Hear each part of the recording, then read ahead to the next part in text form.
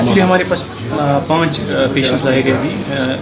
When we received those 5 patients in the emergency, they were in unconscious state. When we examined them, they were totally, I will say, there was no cardiac activity, no pulse when we examined these patients, and we will say clinically they were dead when we received those patients. Although we don't have any proper history available at home, though they were saying when someone found them in an unconscious state in their room, and when we examined them here, we found the ECG was flat at the time of examination, and at this point of time we cannot say what is the actual cause of death.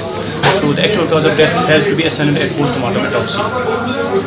Maybe we can simply say, maybe we can just guess, there might have been this carbon monoxide poisoning. Whether they found unconscious in a closed room, maybe they might have kept open this gas bukhari, that might be the cause of death. But actual cause of death can be ascertained at post-mortem. तो normally ये gas Bukhari का आजकल ये है, क्या कहेंगे आप लोगों से? ये ज़रूरी एक बात है.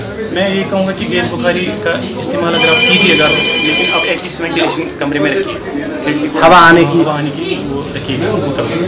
अदरवाइज जो इससे जो गैस निकलता है carbon monoxide, and it cause A silent death, पता नहीं चलता है, तो वो एहतियात बरतें.